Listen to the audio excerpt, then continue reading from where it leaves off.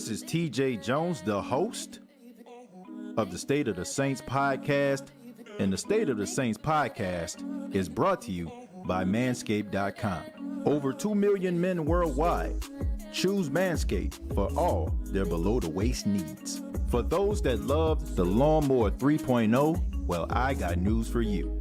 The Manscaped engineering team has confirmed that they have successfully created the Lawnmower 4.0. The Lawnmower 4.0 gives you the ability to turn the 4000K LED spotlight on and off when needed for a more precise shave. The new trimmer even allows you to customize your trim all through additional guards lengths, sizes 1 through 4. And looks-wise, it's sleek with a two-tone matte and gloss finish, even features a hot foil stamp, black chrome Manscaped logo.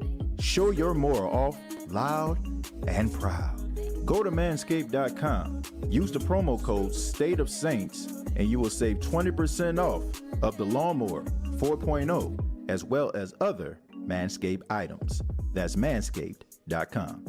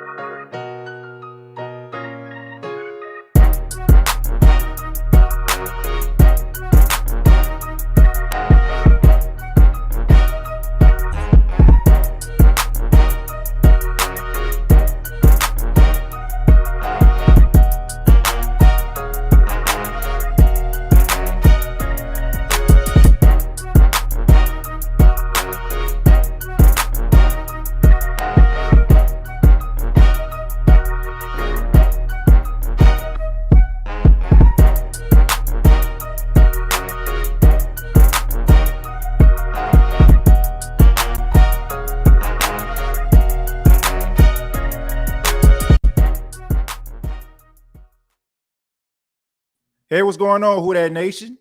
It is yours truly, TJ Jones, the host of the State of the Saints podcast.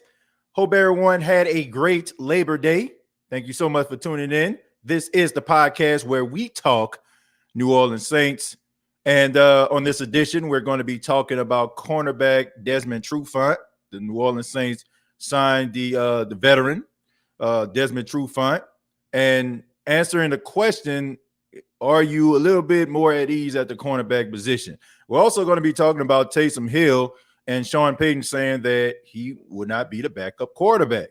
But, of course, I want to say thank you to everybody that is in the comments. Thank you, everybody, for the love and the support.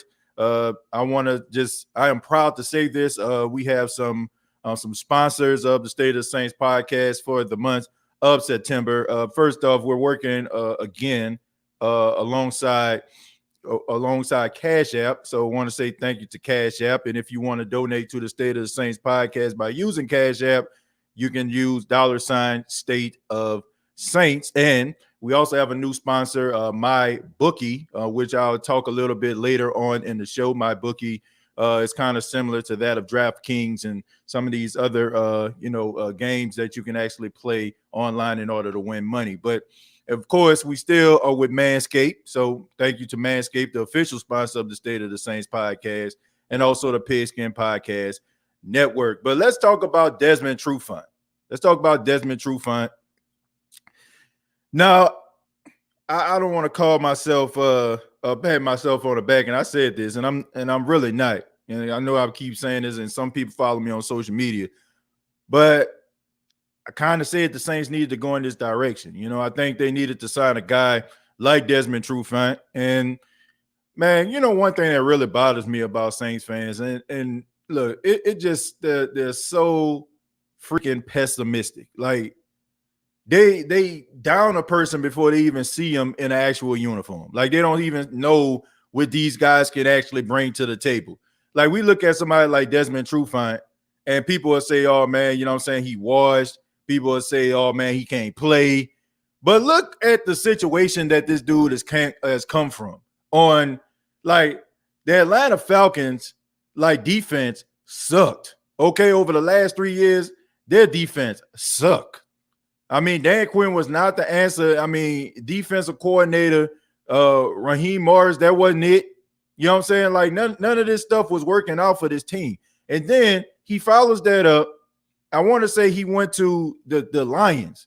I mean, come on, man. If that ain't football purgatory, I don't know what is. Hopefully, Dan Campbell can solve the problem. Fine. But all I'm saying is, man, let's wait to see what these guys have in a Saints uniform. Like, it's different situations for different teams. Am I saying this dude is about to be Darrelle Revis 2.0 or Stephon Gilmore? No. But when you have yourself a seasoned veteran, a guy who has over 103 career starts, the game is not big enough for him. And we're not saying that this guy is going to be the starting number 2 cornerback. He is just going to be a part of the rotation. But it's like every time somebody signs, the Saints sign such as a, no, I don't like it. I don't like it. Then the person end up going out there balling out, and the next thing you know, we on board with it. Why don't we reserve our judgment until we actually see these guys play in the Saints uniform, and let's just kind of reserve what we're trying to say and just chill the hell out. Like, seriously, like, you don't know what this is. You don't know how this is going to look. You got people like when the Saints signed Jameis Winston as a starter, oh, they're going to fail. Taysom Hill, oh, they're going to fail. I mean, like, man, it is just ridiculous, man, the pessimistic attitude from some members of the Who Dat Nation. You had people back in 2019 talking about Alvin Kamara can't play. Like, you serious? Dude was hurt. So that's like this is the type of people that are always negative, the ones that say stuff like that. But back to Desmond Trufant. This is a seasoned veteran, over 100 career starts, 14 interceptions. We've seen this dude play in Atlanta. We know that this dude, when he's motivated, he can play pretty doggone good. He can be a part of that rotation. I mean, you got to think about Ken Crawley could be possibly missing some time. You got a young guy in Paulson Adebo, which I feel like is going to be good. But you have yourself a veteran out there, man, that can help out. And I'm happy that the Saints went this route, that you get yourself a guy that is in free agency, not trying to trade for nobody and exhausting your funds, because you have to take that into account too. You're not going to go out here and get the Jalen Ramsey or Stephon Gilmore with the money that you got. Right? You know what I'm saying? If you're not going to go out here and buy a Bentley with Nissan Altima money. You know, it ain't happening, folks. Like, put that in your heads. Okay? Put it in your minds. All right. Because some of the armchair GM and I've been seeing, I mean, some of y'all, man, like, I don't know where y'all at. Y'all in outer space. Y'all at planet Pluto or that new planet that they find behind Pluto, because I don't know how your mind works if you think that the Saints can sign some of these guys that you're talking about. You got people talking about giving a second and third round pick for Stephon Gilmore, which Stephon Gilmore's biggest issue with New England is he want extra money. Question: how is it that the New Orleans Saints will be able to pay Stephon Gilmore and all these other guys that they signed? Like, it sounds good, but some of y'all playing Madden with the salary cap off, and now all of a sudden y'all think y'all GMs. Don't make sense at all. You get yourself a veteran, a guy with some experience, a guy with a little bit more tread on his tires, and you go out there, you get yourself some young guys that can mesh with some of those veteran guys, and you go out there and have at it. Some of this armchair GMing, man, my goodness, man, it ain't good. No bueno, no good, okay? Anybody that's talking about giving up second and third round picks for a guy that's about to be on the street after 1 year, like, they can't run my football team. But I'm happy that the Saints decided to get Desmond Trufant. I think that we're a little bit more comfortable at the cornerback position. Shouts out to Chris Richard. I feel like he's going to have those guys motivated to play. And not to mention, if you have Desmond Trufant, this is a guy that's a veteran, and he's seen it all, done it all. He'll probably be able to get some snaps this Sunday against the Green Bay Packers. So I think this is going to be a good look for the New Orleans Saints, and I think it's going to help them. I'm not saying that the dude going to be Stephon Gilmore. I'm not saying that the guy is going to be leading the league in interceptions. I'm not saying he's going to be Trey White or anybody like that. All I'm saying is you need somebody that's solid on the opposite side that can make some plays need be. And that's what we're looking for. And the news flash to anybody out there right now, regardless if the Saints have somebody on the team or somebody that was out there on the streets, look, all the best cornerbacks that the NFL has to offer is already on somebody's team right now. So get that out of your mind. Like, teams don't cut decent, average, or above average cornerbacks going into the season. Okay, if you find somebody on the street, sometimes, you know what I'm saying, the Saints, you know, they got themselves a little bit lucky. You found yourself Janoris Jenkins when he was having a little bit of a rift with the New York Giants organization, and he wanted out. And you know what I'm saying? Like, he just wanted to leave. They wanted to get rid of him. It was mutual. And the Saints signed him, and they got bang for their buck, pretty much. So you're not going to always find situations like that. That's all I'm saying. So of all these people out here that just think that you can just find a shutdown, lockdown corner on the street, or you're going to trade for a lockdown, shutdown corner who got 1 year for a third or in a second round pick, nah, I wouldn't do it. Maybe you would do it, but I won't.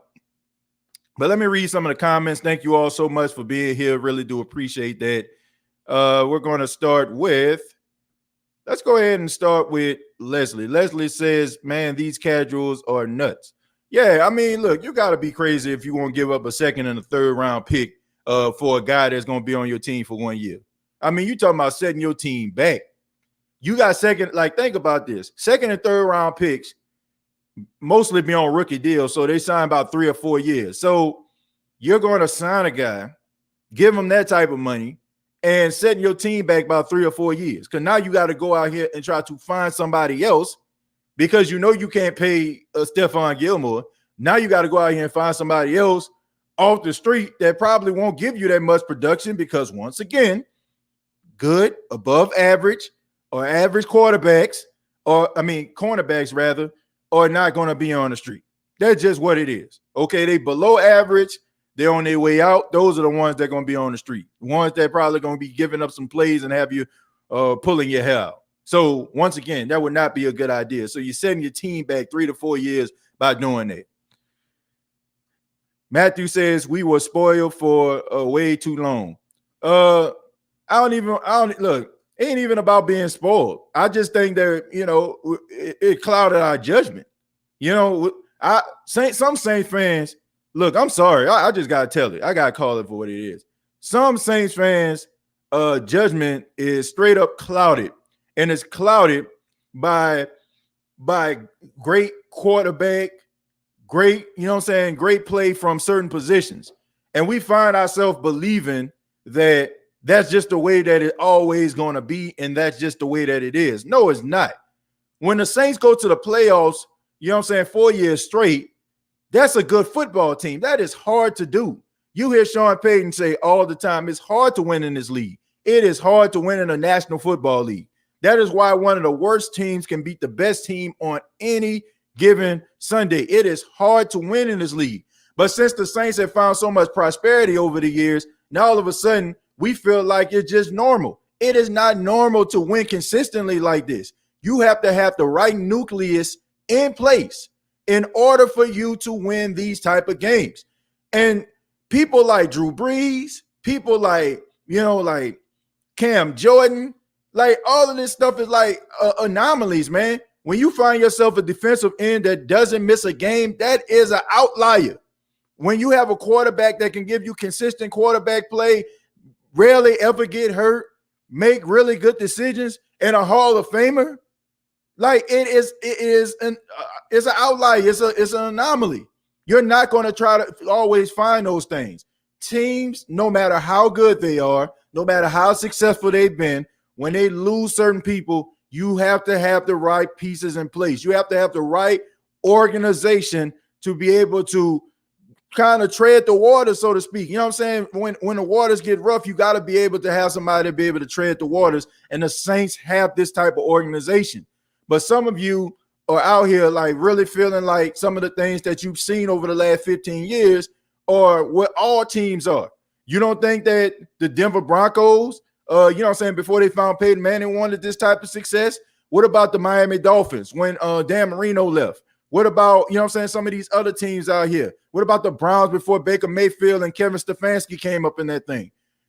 teams have been looking for this type of stuff, but we've seen it so much that all of a sudden, like, we just think that it's just normal. And now it's just like anything else that is not at what we see consistently. All of a sudden, we just think if a person has not gotten to that point but has the potential to get there, or, you know what I'm saying, they ain't walking through the door, you know what I'm saying, and just playing like they 99 on Madden, then all of a sudden they failures. It takes time for guys to develop. It takes guys to come into certain systems in order for them to be successful. Some guys may not pan out in certain systems because it didn't work for them. Maybe you find yourself a stubborn offensive and defensive coordinator that didn't speak your same language. You go to another team that understands what you're trying to do, and they utilize your strengths in order to make you better. But, you know, I mean, you can't have that, you know, you can't have that clouded judgment and that clouded attitude when it comes to evaluating football. Our team is going to be a shock beast. Everyone is already underestimating us, and I say have at it. We'll show up every game. John, this just didn't start this year. You know, I've seen this over the last couple of years where the New Orleans Saints were supposed to be, you know, the team that doesn't make the playoffs, the team that's supposed to be third or last in the division, and they end up winning the division. People thought after the Minneapolis Miracle, this team was going to fold like a cheap tent. They followed that up by going to the NFC Championship game.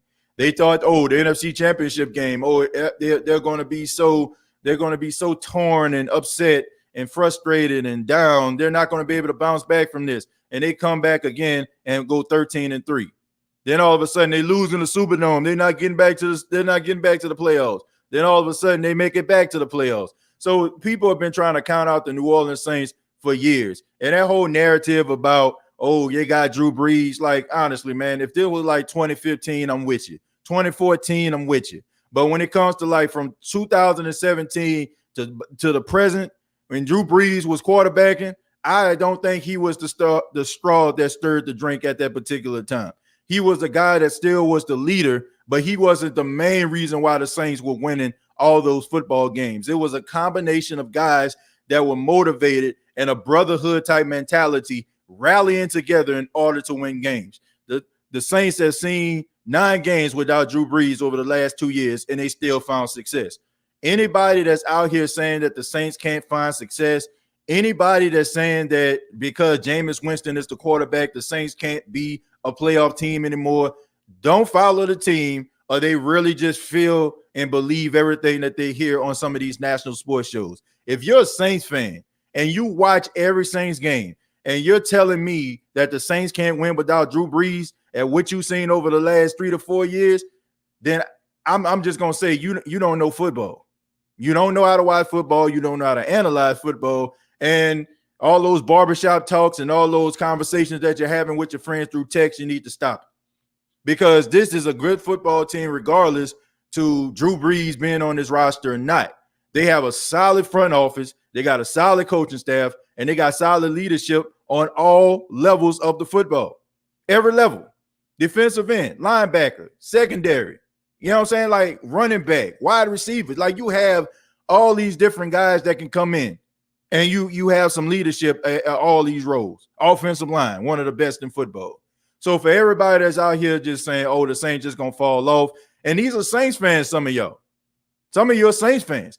If you're saying that, you don't know football. You don't. I don't feel bad about saying that. I ain't stuttering when I'm saying that. You don't know football because you watch on 9 Sundays.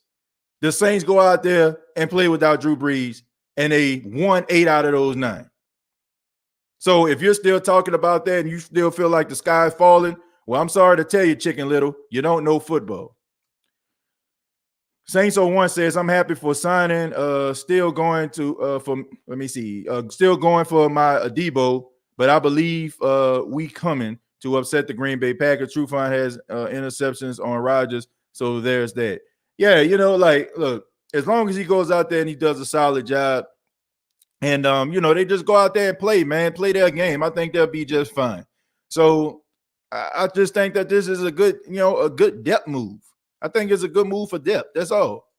John says, I like the pickup. Trufant used to be a Pro Bowler. Let's go. If anything, we can use the veteran help. Yeah. I mean, look, this is a veteran here. You know, like, is he the same person he was when he was in Atlanta when he was playing pretty good out there? No. I mean, if he was, he'll still be in Atlanta. You know, I know teams don't just give up great players like that.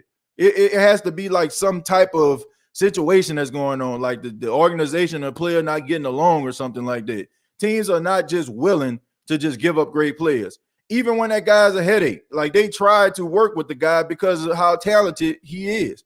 So, in my humble opinion, like he's not the same player, but he'll be able to give you production. Jared said he'll check the replay out later. Okay, man. Yeah, do your thing, man. I see you say it's family time. Yeah, you're like, man, spend time with your family, man. We always gonna be here. There's always the replay. Slim Wall says, I just hope we don't have any injuries and have PJ outside getting roasted all day. Well, look, injuries gonna come. Like, I'm not gonna sit up here and pretend like injuries don't occur. That is a position where guys get injured. I mean, it is, but I've seen, you know, you have to wonder, like, how long? Like, can PJ go out there and play a game for you on outside? We've seen it done before. But would I want to see PJ out there consistently Sunday after Sunday? Absolutely not. And I don't think the Saints want to see that either. Kellen says, tell him like it is. I agree with you 100%.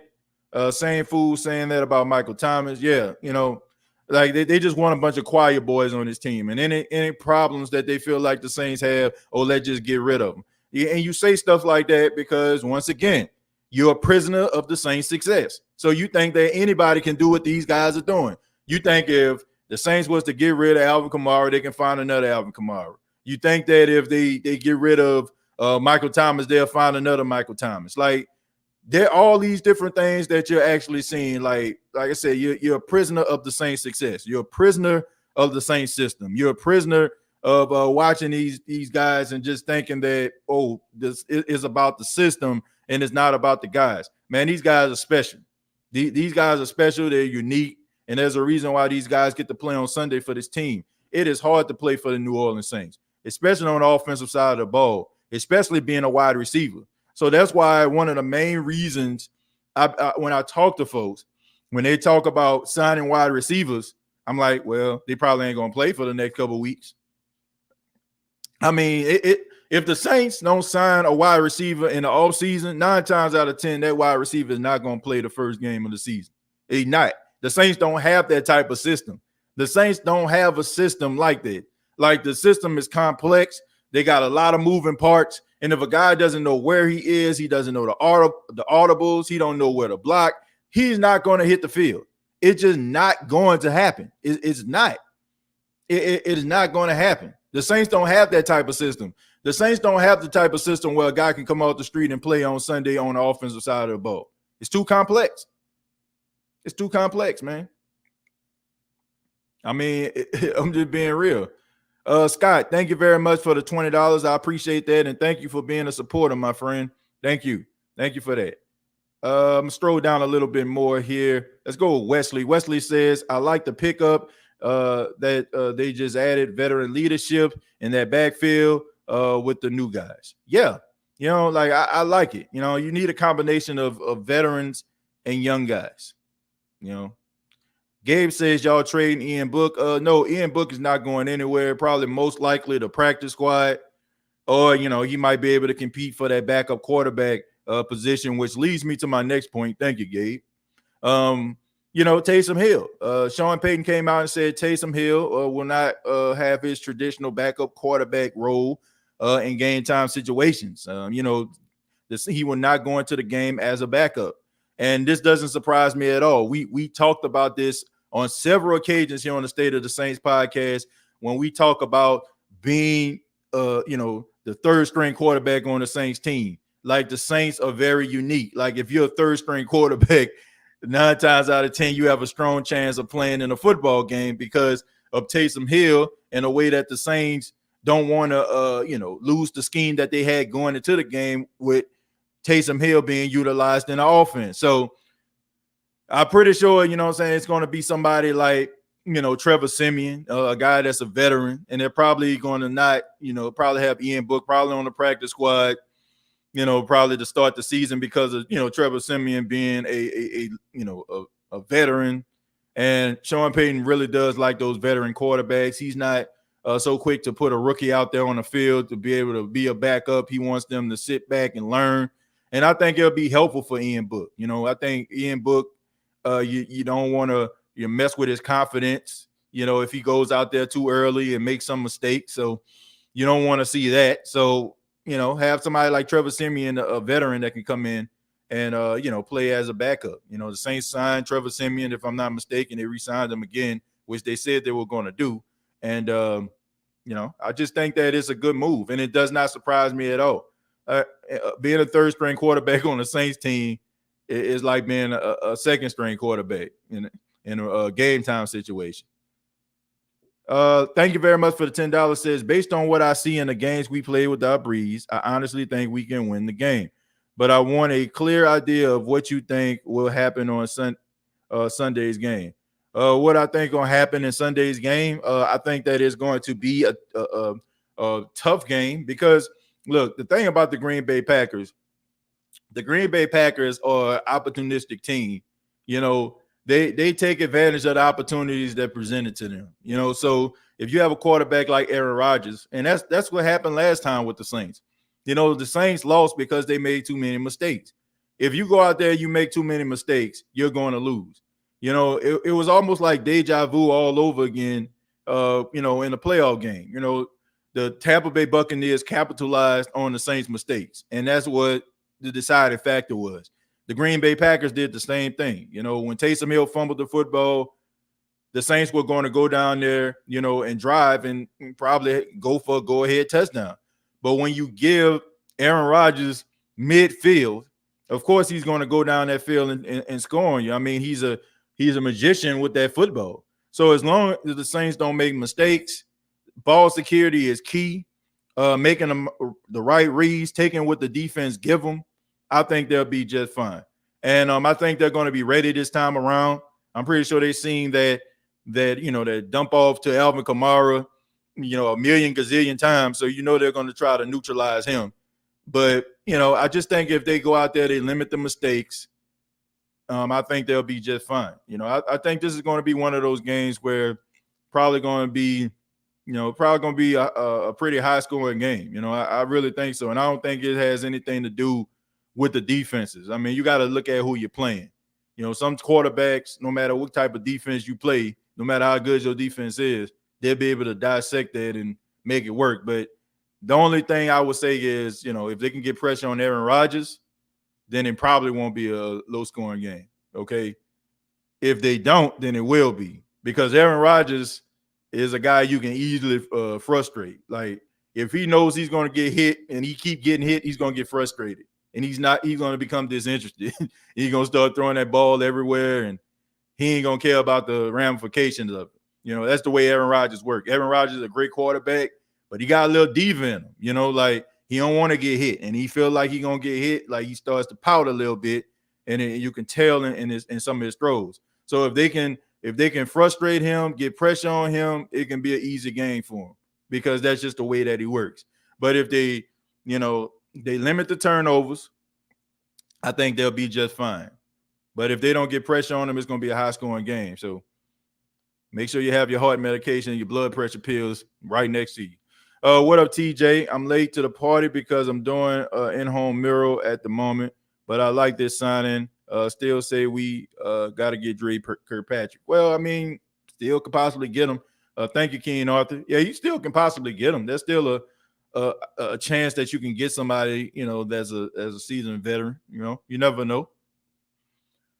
Let's go to Steve. Steve says when Jameis fall flat on his face, the narrative will be Peyton is a product of. Well, nah, I don't think that Jameis is gonna fall flat on his face. I think Jameis is in a better situation than he was with y'all, Steve. And this is no disrespect at all. I mean, I'm just being real.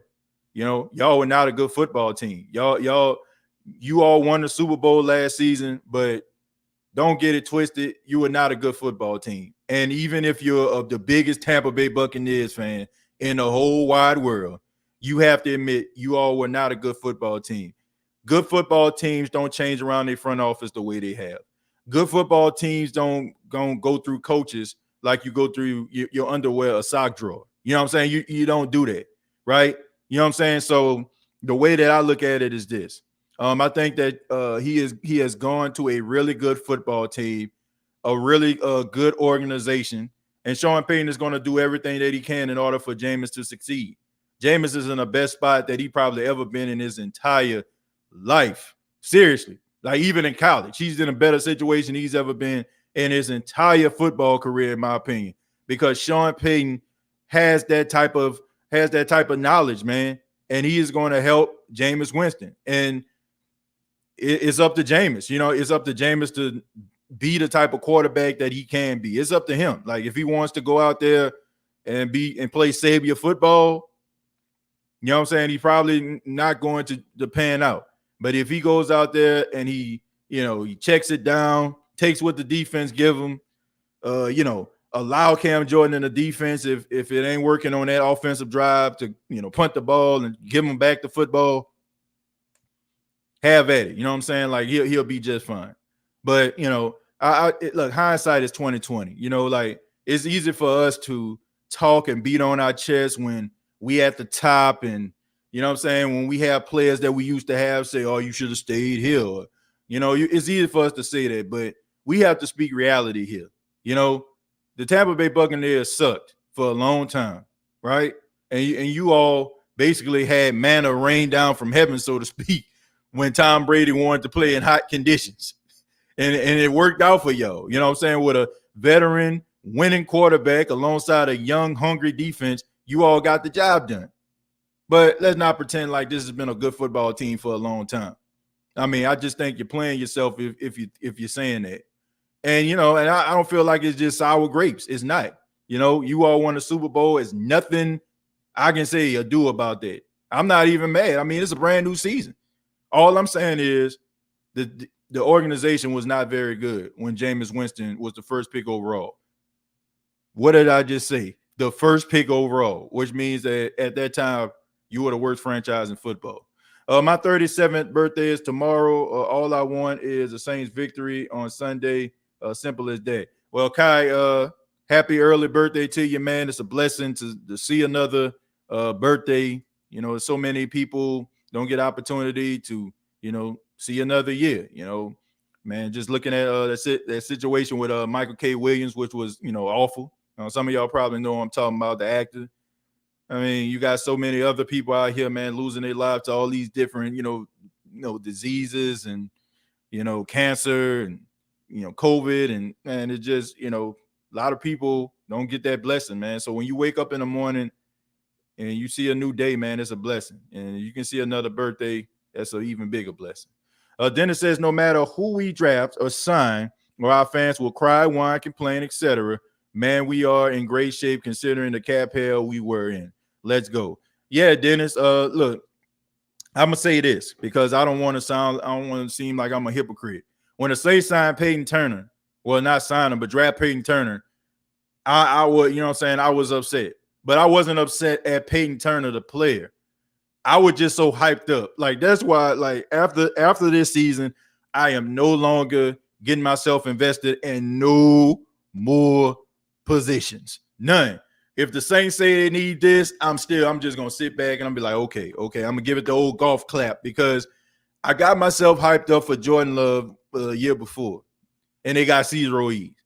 Then I'm thinking they're going to get somebody like Greg Newsome or Sante Samuel Jr., and it didn't pan out. They didn't get neither one of those guys. So that was the reason why I was upset, because I got myself all hyped up. But as far as like them selecting players that benefit the organization, oh man, I'm all for it because the Saints do a really good job. Jeff Ireland, who is the head of scouting, does a really good job going out there doing his due diligence to find the right guys. Okay, it's never because I don't feel like the guy gonna pan out. It's just like I just get so emotionally invested in who I feel they need to go after because that's what I've been hearing all offseason leading up to the draft. But some people just feel like it is not going to happen before the product even hit the field. Like, oh, he gonna suck just because he went to this school. Like, man, cut the national sports rhetoric off the TV, please. You know what I'm saying? Like, stop letting these people psych you up and make you believe all these different things, man. Like, I don't buy into none of that stuff that they're talking about, man. I really don't. Some people will give you the real deal, but they got a lot of people out here that just acting trying to get these ratings. And as soon as some of you understand that, as soon as some of you believe that, then your life will be so much better. Okay? Some people just like my biggest problem, and I said this at the beginning of the show, people killing the idea before they even see it happening. Look, man, I don't need that negativity. You know what I'm saying? Like, if I'm telling somebody, okay, man, look, this is what we about to do. Okay, we gonna move this equipment. You see this pile of equipment over here, right? These shovels, these rakes, and all this farm stuff right here. We gonna move this out the middle of the field, and we gonna move it to the barn. I need somebody that's gonna say, man, yeah, man, let's do this, man. I don't need somebody, oh, it's hot. Man, I ain't got my hat. Man, what a handkerchief at? Man, I ain't trying to hear that noise, man. I don't need that type of negativity. I need somebody that's gonna be like, man, yeah, let's go. And some of you, man, are just so doggone negative about a lot of these situations, man. There are some situations that just don't make sense, that just wouldn't be a good fit. I get it. But some of you talking about the dude's production and how they gonna play before they even play in a uniform. Like, I don't understand that. I don't understand how we got Miss Cleo and Nostradamus as Saints fans, because some of y'all know what's gonna happen before it do. Okay, I mean, they need to call y'all now for their free reading, right? Because, man, my goodness, some of y'all know better than the coaching staff. You know what I'm saying? Look, the coaching staff know way more than we do. You can say whatever you want. You can sit there and armchair quarterback it. You can armchair GM it. We don't see these guys on a consistent basis. We don't see these guys coming into the facility. We don't know if they late on time. Come on, man. This is a job. We don't know what these dudes are bringing to the table. We don't know how these dudes are in these meetings. We don't know how it is when these dudes are reading these playbooks. We don't know any of these things that these coaches see on a consistent basis. All we see is, man, they need to get this dude. Man, they need to try this dude. Like, come on, man. Like, if they say that this person is the best fit, do you think these guys want to fail? No. They want to win. Their job is on the line. So I don't think it has anything to do with, them not wanting to use a guy. But I don't blame Sean Payton. Sean Payton is not going to use a guy just because he just so happened to be on the roster. I mean, that's pretty doggone good to me. That means that if a guy is not panning out, he's going to find somebody that will. And if some coaches actually did that, they'll probably be more successful. Bronson says, whoa now. What's up, TJ? The host of the State of the Saints podcast. I'm late, but I'm here. You heard me? Who that? Bronson, appreciate that, man. That was a lot of New Orleans right there in one statement. Whoa, now is that TJ, the host of the State of the Saints podcast. I'm late, but I'm here. You heard me? Shout out to Bronson. I felt like I was at Carver High School with that statement, man. Shout out to Bronson. Eugene says these are the same fans who must have been mad about the Saints signing Jackrabbit. Giants released him due to a misguided comment. Yeah. And how did that pan out? Man, I was excited. Like, man, some of y'all know, man, look, some of y'all y'all can go back into the archives. When people used to get mad at me, when I was like, man, the Saints need to sign him. Do the Saints need to sign him? I'll be like, nah. And Janoris Jenkins was one of those guys that kind of fell into, into that category. And I was like, hell yeah. Like that. I was like, yeah, you know what I'm saying? Because he's a really good player. And sometimes, like, we forget how good players are because they go to organizations that aren't very good. And those are the type of players that I feel sorry for. Like, people like AJ Green. Like, AJ Green has been such a good wide receiver in the league for a very long time. But he just is very underrated because he played for the Bengals. You know what I'm saying? The Bengals had playoff success, yeah, but we knew when it time for the playoff, Marvin Lewis won't deliver the goods. I mean, that was kind of like the whole narrative of him. If he would have got over the hump, everybody would have been shot. But AJ Green going to the Cardinals, going to an organization with some promise, like you're happy for those type of guys, but sometimes those guys get lost in the shuffle and you forget how good those guys really are when they play for bad teams. VB says, what makes it even more special, TJ, is that the Saints have the most undrafted free agents on their squad, 14 guys passed over by 31 other teams. Yeah. And that's another reason why we shouldn't doubt this coaching staff or this team, is because when you can get undrafted free agents and get that production out of them. What did VB just say? 31 other teams passed up on these guys, and the Saints saying these guys are good enough to hit the field. That's special.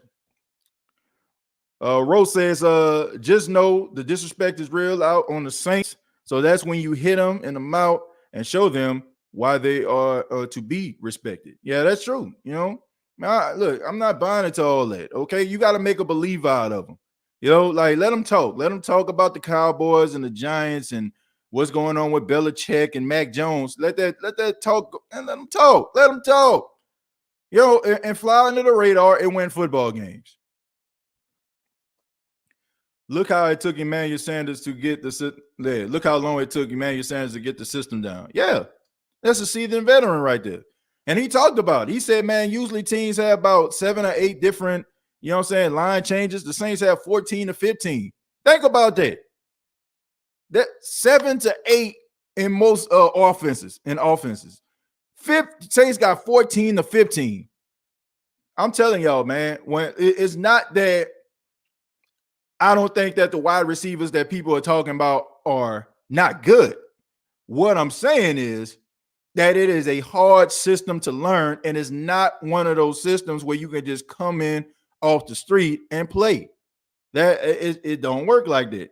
Defensively is a little bit different because if you know certain defensive packages, they can line you up in that, and they can just tell you, like, man, guard him right here. You know what I'm saying? Like we running man, we running zone. Like, here's your man right here. That's the reason why, like, I think the Saints traded for Eli Apple, and I think he played that game the next week against Minnesota. It's because, like, if you know if you're playing man coverage, we playing man coverage. All you know is I'm on this guy right here, right? So you can play right away. So it's different. But when you're talking about audibles and changes and shifts and blocks and all that kind, man, nah, bro, you can't start, man. Man, I think Traquan Smith said this. He said, man, the Saints offensive playbook look like the Yellow Pages. So think about that, man. You got, like, I want y'all to understand this. Drew Brees, who been with the Saints for 15 years, says the Saints have plays that he forgot about. This guy been for 15 years, man. Do you think Johnson start at tight end week 1? I don't know if he'll start, but he definitely going to get some playing time. Yeah, you're going to see him quite a bit. Would not surprise me if Juwan Johnson be one of those, like, sneaky guys in fantasy football that somebody might need to pick up and might be able to give him some points. So many people sound scared, and we haven't played one game yet. The Saints are a complete team. Yeah, DJ. I mean, they are a complete team. They're a complete team because you have leadership from the top to the bottom. And that's a recipe for success. But we need to go ahead and pay some bills right now. I want to thank the fine folks at manscaped.com, the official sponsor of the State of the Saints podcast. Thank you so much for all that they do, showing your boy love, showing the State of the Saints podcast love. And they can show you love if you go to manscaped.com, use the promo code State of Saints. That's all one word, all lowercase letters, and you'll be able to save 20% off of your purchase. And also, want to thank the fine folks at MyBookie. It says, do you like easy money? Thanks to MyBookie and their lock of the season, if either team scores in the NFL season opener, you win. Now, if you didn't know, a game hasn't ended 0-0 since World War II, so this is a sure bet. Head to mybookie.ag, select the lock of the season, and if any team scores between the Dallas Cowboys and the Tampa Bay Buccaneers, you win. Once again, mybookie.ag. The best bet that you can make is the one that you know that you won't lose.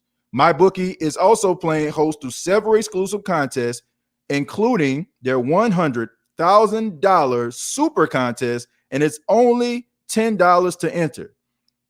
There's big money on the line this season, so you don't want to miss this. Get in the game and join now. So head over to mybookie.com and use the promo code SOS. So you can use SOS, mybookie.ag, use the promo code SOS.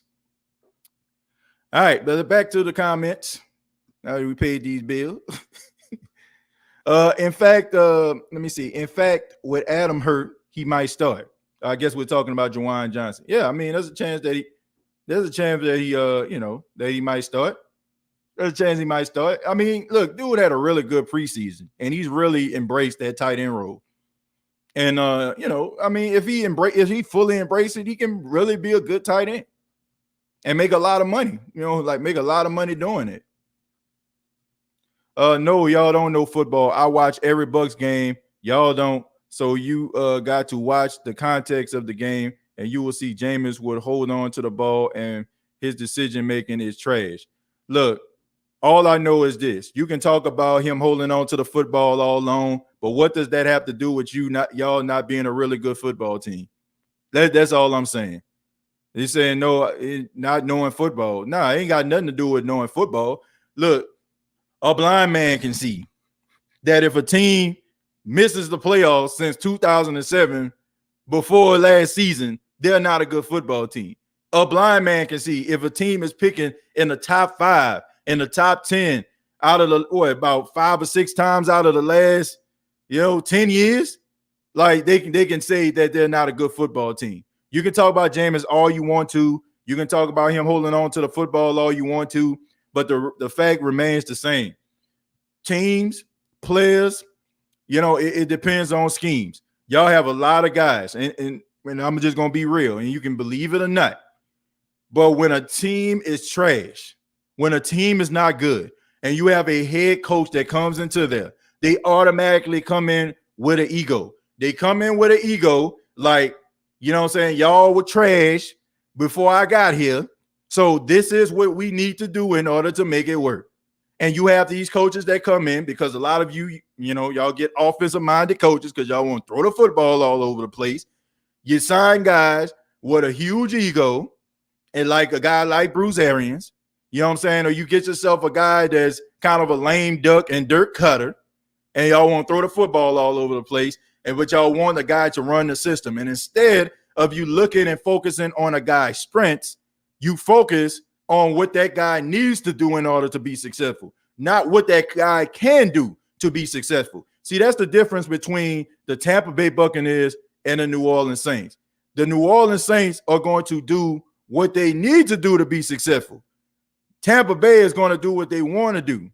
You know what I'm saying? They feel like that's going to be successful. And I don't feel bad about this because let's see what doing what Bruce Arians needed them to do had cost them. They almost, was looking like a bad football team. Tom Brady was on his way to throwing 20 interceptions until after week 9. Somebody came in that boy front office and said, hey, man, look here, check this out. Peep game. We need to change up this offensive playbook or, we're not going to get where we need to be. And that's when they start implementing these New England Patriots type offensive game plans. This when they start checking the ball down and throwing in screen plays.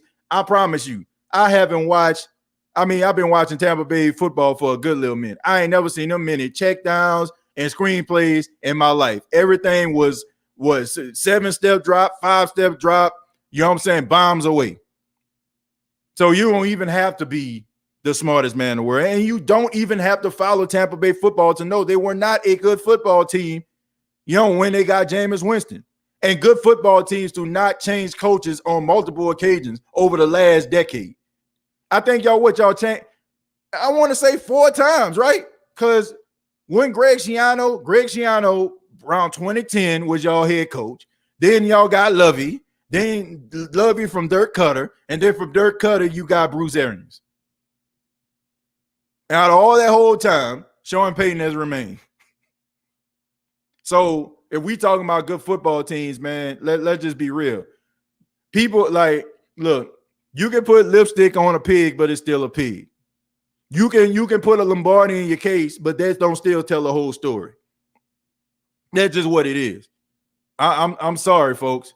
I'm sorry. You can say whatever you want. You can do whatever you want. You can say whatever narrative you want to say about the Tampa Bay Buccaneers and what Jameis did, but they did not put that dude in the best position to succeed. They did not. And the only reason why Tom Brady got away with that is because he was Tom Brady. If that was Gardner Minshew coming in that office, if that was Nick Foles coming in that office, any other quarterback outside of Tom Brady, trust and believe that they would not have gotten that type of response. If Jameis Winston would have walked up in Bruce Arians' office and said, "This ain't working out for me," guess what? Bruce Arians had the type of ego where he would try to probably have Ryan Fitzpatrick the backup for the entire season. The starter for the entire season. Some people come in with cachets, with enough cachet to be able to change the minds of the masses. Tom Brady fits into that mode. 6 Super Bowls upon winning his 7th with Tampa Bay. Are you crazy? Why wouldn't you want to listen to that guy? But come on, man. Like, it's so easy. Like, it's like that person, that falls butt backwards into money, right? You know what I'm saying? It's like somebody fall butt backwards into money, right? And they become rich and successful, or they become rich. And all of a sudden they making all these books about get rich like me or find success like me, or you know what I'm saying? The reason, like, they want to sit up there and point to people's imperfections and all that kind of stuff. Like, you ain't talking, man. Like, you just so happen to be fortunate enough to be in this position. You know what I'm saying? Maybe you won a lottery. You know what I'm saying? I don't know. Maybe a family member passed away and left you everything they had. That's how Tampa Bay sound like talking to me. Yeah, and like I said, it has nothing to do with the Super Bowl. Like, they won the Super Bowl, but hell, they can't, like, as a fan base, they can't tell me nothing about how to win. They can't. Not consistently. Anybody can win a Super Bowl once. We won, you know what I'm saying? They ain't been back, 11, 12 years? You know what I'm saying? You got a lot of teams that won one Super Bowl. You know what I'm saying? You got plenty of teams that win a Super Bowl, get hot. You know what I'm saying? Like, start off bad, end up hot, win a Super Bowl. Look at the New York Giants back in the day. Beat the undefeated Patriots. If they played that game best of 7 series, the Patriots beating them boys. Anybody can beat anybody. But don't try to sit up here and tell me, oh, man, like, nah, bro. Y'all cannot talk. They can't. Like, give me multiple years of success.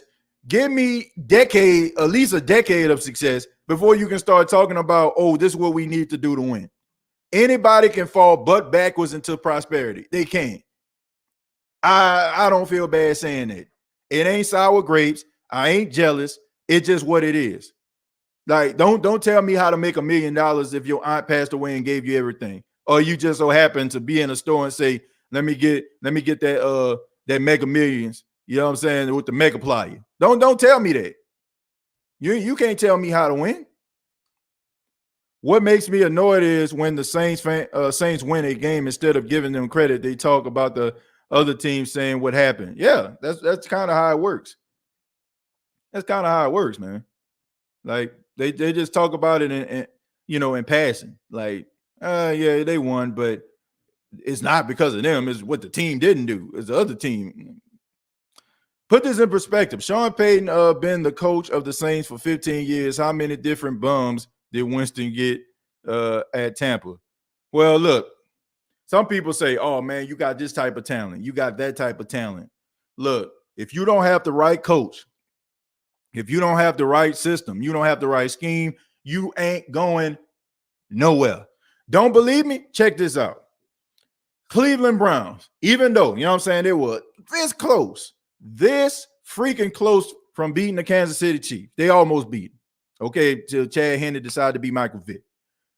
But earlier in that season, they had Njoku, they had Landry, they had Beckham, You know what I'm saying? They had all these different guys, you know what I'm saying, on this team. I want to say Donovan Peoples-Jones. They had all these different guys on the team. Great, good wide receivers.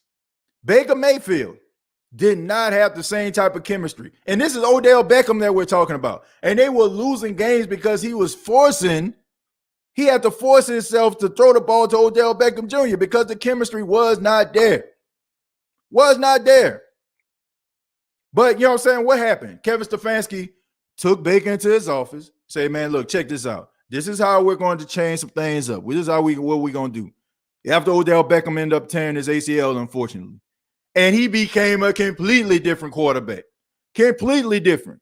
Sometimes when it comes to schemes, if you don't have the right scheme, no matter how good your talent is, no matter how good they are, it is not going to pan out. Period.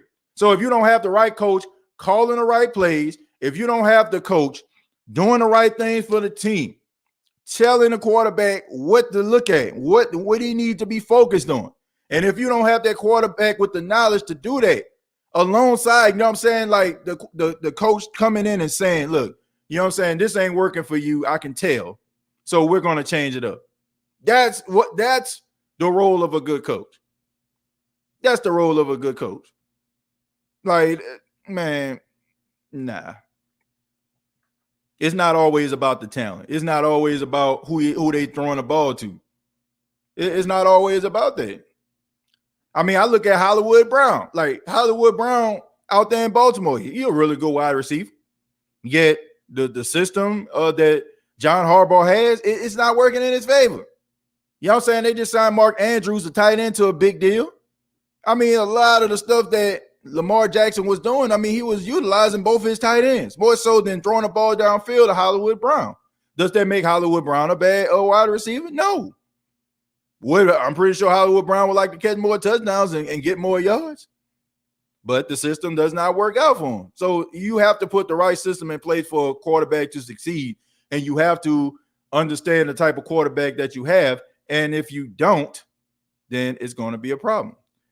Facts. Don't worry. When I win the lottery, I won't be saying anything.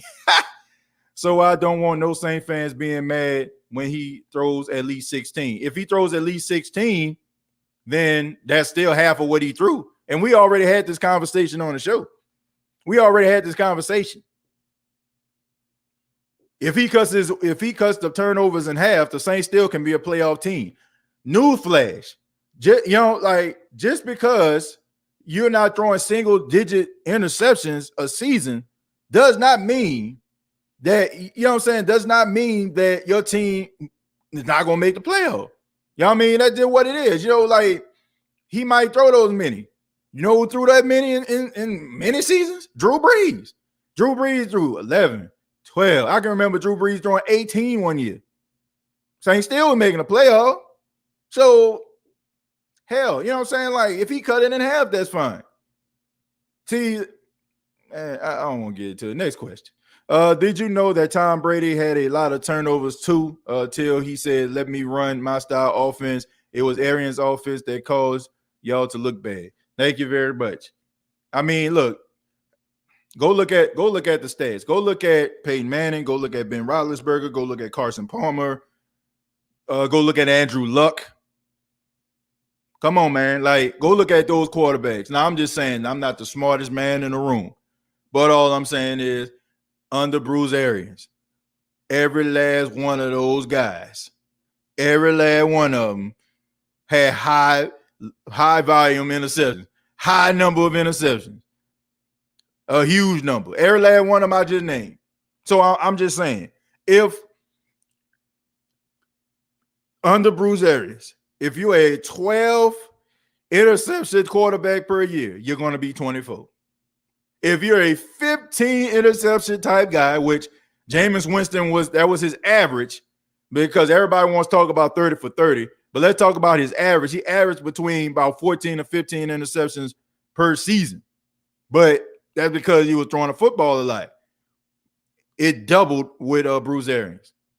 Now, let's just be real about this, man. Bruce Arians, he's so aggressive with his play calling. that guys are going to get turnovers. But of course, he's a mad genius, and everybody gonna look at Jameis Winston and say, "Oh man, he a turnover machine." But if you're calling like, look, your job as a coach is to utilize the strengths of your players, and if you know that certain plays that you call that he is most likely there's going to be a turnover or he's going to force it in there, it's up to you to talk to that guy and reel him back in. And if you don't, then it is what it is. That man, every single quarterback that was under Bruce Arians had a high number of interceptions. Every last one of them. Even Tom Brady. Tom Brady was what? Him and Carson Wentz was like the two that was about to lead the league in interceptions last season. So, man, I'm just being 100, man. Like I said, look, this has absolutely nothing to do with their success, but it has everything to do with context. And we have to be careful at what we're actually saying here. We have to. It's like, you're saying that a guy is so bad, right? No matter what the system is, no matter who the coach is, he can't change. Like, why is it's always, it's never like that for football. It's never like that for football. Have y'all noticed that? Like, if a guy is not good on one team, therefore, like, he just has the moniker of not being good. Like, you don't see that in no other sport. Like, in some cases, like basketball, baseball, they'll be like, oh man, just not a good fit. He's a good player. He needs to go somewhere else. You rarely ever hear that in football. If a guy like starts off like middle of the road, they have a coach, that's not very good. They never give him the benefit of the doubt.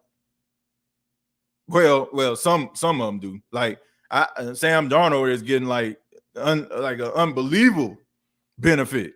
Like, oh, he played for the Jets. Like, come on, man. But I don't know. If this man cut down, like I'm saying it right now, if this man cut down on the interceptions, he cut those interceptions in half, you're going to hear about Jameis Winston being in the MVP conversation. Because there's not many quarterbacks out there that can throw the football like that dude and has the skill set and the ability that he possesses. So if this dude cut down on the interceptions, I'm telling you right now, I bet you he been in the MVP conversation. Congrats to Tampa, but they act like Brady rings is theirs.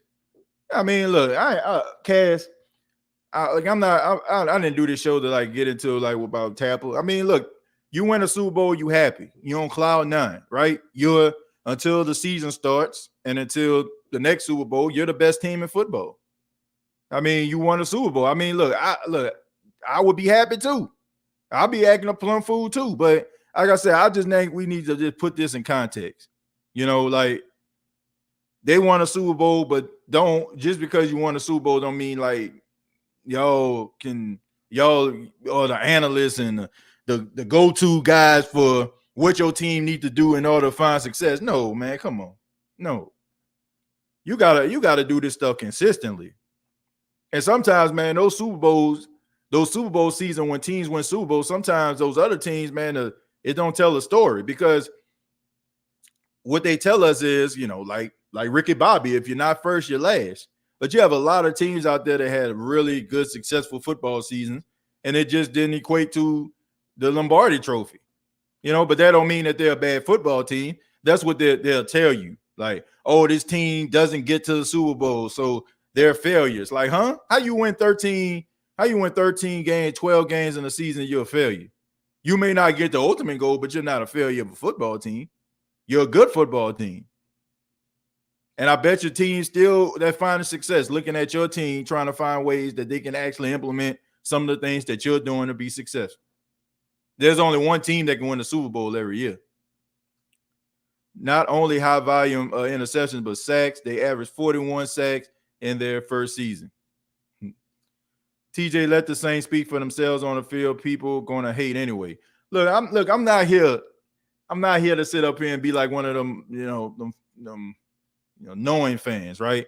Some podcasts you go on and you be like, man, they just singing and waving a pom-pom of that team. And like, I try to talk about the Saints subjectively. And I think that's one of the reasons why we've created, such a good podcast.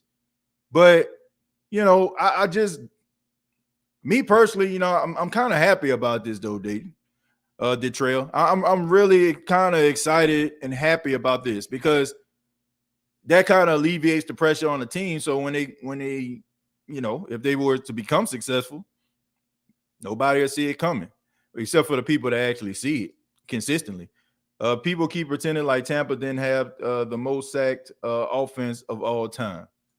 Well, look, it's not like I said, it's not about championships. It's about longevity. It's about sustained success. Like anybody can win a Super Bowl. Like I'm serious. Anybody can get on a hot run, go to the Super Bowl, a couple of little breaks, go your way, and it works out. Now, in a Super Bowl, they took that. They earned it. And like you can hate them all you want to, they earned that Super Bowl. They dominated that game. But you have to have continued success if you're going to be talking. Like I'm serious. You gotta, like if you're a Patriot fan, you telling me about winning.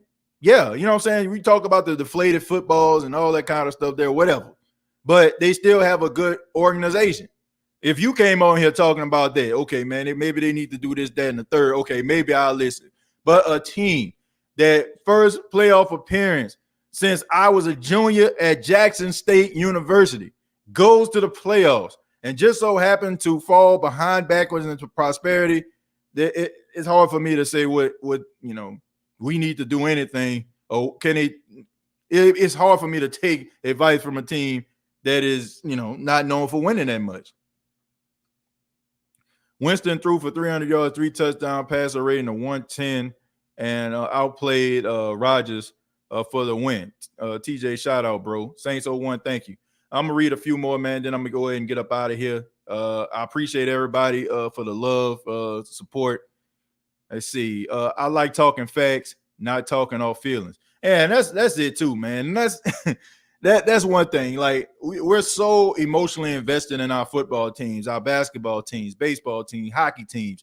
We're so emotionally invested in it that it's almost like as if somebody's talking about our son or our daughter or our mom or our dad. It's kind of like that. And it's kind of hard for us to hear. And we get so frustrated that we're hearing this negativity that we just start blurting out things. One thing, that helped me out was, me trying to listen to, constructive criticism. Like, I never feel like I just got it all figured out. I don't. At one time, I used to be that way. I'm telling y'all, man, I would not like to listen to criticism at all. But when I started to listen to it, it made me look at things a whole lot better. And you have people out here that just throwing stuff out here. Man, look what they did overall. Look what they did throughout their lifetime. I'm like, what's going on right now, man? What's going on right now? What do they need to fix? Just because they're not picking your team to win it all don't mean that you're not a good football team. Some of us get, yelling and screaming and, like, man, look, if you have issues with your team and you see it and you understand that and they got issues with your team, why are you sitting up here going back and forth with somebody that telling you the obvious? Do you like to hear yourself yell and scream? I don't know. Like, you're wasting breath. You're wasting your time. Like, it ain't even worth it, man. Let's see. You're right, TJ. Love when the Saints are slept on. Tell you the truth. That's why I'm excited about this season. Yeah, man. Let them get slept on. I'm a bit concerned about the team this week. If you listen to the team and coaches' interviews, I think the situation is taking a toll on them. Also, 2 preseason games in the last 2 years. Well, I don't know if it's taking a toll on them, man. I mean, honestly, you just finished practicing and stuff like that. You probably, finish your second practice of the day. Now they got a microphone in your face. You're tired. You're ready to go home. You're ready to go lay down, chill. I mean, sometimes that could, and also, man, you got to keep in mind too, Sam, this game week, man, people laser focused. People dialed in. And it's a lot of stuff that they need to, cram into their brain, in order for them to be able to have success on Sunday. So I wouldn't look too much into that. I mean, there's going to be a plethora of reasons. I think this team is going to be ready, Sam. I mean, all the things the Saints have been through over the last couple of years, I mean, being ready would not be the reason why the Saints were to lose to the Green Bay Packers. It won't be. Like, I don't believe that. I just don't. I think the Saints over prepare in certain situations. That's why at the end of the day, like they always in the game towards the end, you know. Why Jameis ball out? He gonna show and prove everybody wrong. Let's see. And as Sam says, is Hill going to kick this week? Nah, I think they signed Rosas back, man. They signed him to the practice squad, which I'm pretty sure they're going to activate him off the practice squad. And he's going to be the kicker.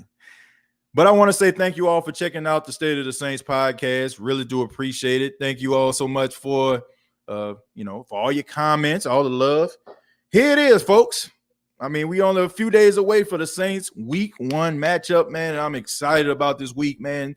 This is going to be a very interesting season, a first season in 15 years without Drew Brees being a part of the roster. So many news stories, so much stuff going on. And I'm here for you, man. We're going to be talking about the New Orleans Saints. We're going to have pregame and postgame shows. Y'all know how we do it, man. For all the new folks, every Sunday after Saints game, so we go live. We talk a little bit about the game. We take phone calls. We have post-game shows. We're going to be talking about the New Orleans Saints, the keys to victory. And if you have not already, please subscribe to the YouTube channel, youtube.com. Search The State of the Saints podcast. Make sure you check out manscaped.com. Use the promo code State of Saints. Also, check out mybookie.ag and use the promo code SOS.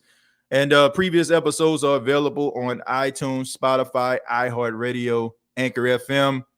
Facebook.com, search The State of the Saints podcast. And you can follow me on Twitter at TJAY Jones 8. And I want to thank all the people at Cash App for working with the State of the Saints podcast for the month of September. If you want to donate to the State of the Saints podcast, same way you can, donate through the show. You use $ State of Saints. I will read your comments just like I would read your comments here in the chat. So thank you all so much. Hope everybody has a great, productive day, evening, night, whenever you're checking out this podcast. Like always, all I got to say is, who dat?